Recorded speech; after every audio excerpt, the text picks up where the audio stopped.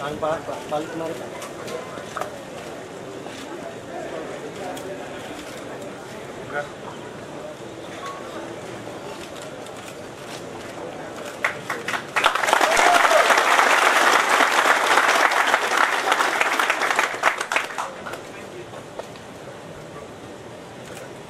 Namanya Pak.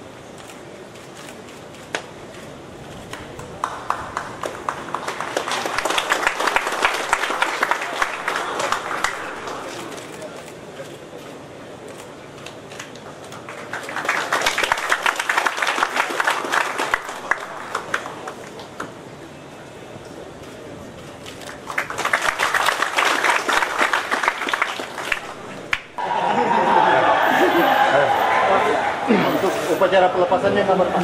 Begini, saya nomor 1, saya melepas ya prajurit Bayangkara saya dari Brimob.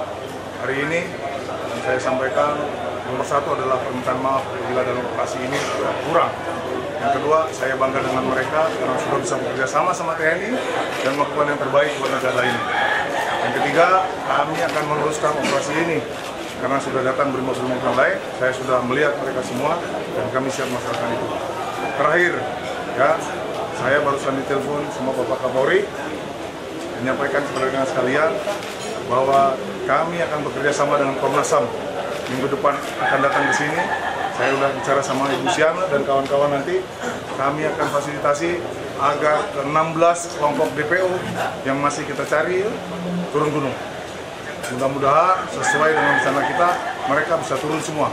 Kami akan melakukan sebaik-baiknya seperti yang rekan-rekan lihat. Siapa yang turun gunung, kita perlakukan dengan baik dan kita melakukan proses hukum yang seadil adilnya. Kalau perkembangan 3 yang ditangkap besok Pak? Perkembangan 3 AKBSU sedang dikembangkan, perannya sudah jelas masing-masing, sudah saya jelaskan. Nanti biar dari Densus yang menyampaikan penyidikan.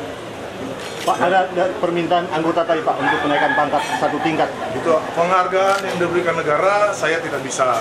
Boleh anggota meminta kepada saya akan sampaikan pada pimpinan, tergantung bagaimana negara menghargai jeripaya prajuritnya yang ada di sini.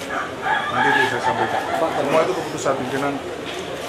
Pak, 19 orang itu apakah memang berencana mau menyerahkan diri ke oleh Komnas HAM? Mudah-mudahan seperti itu.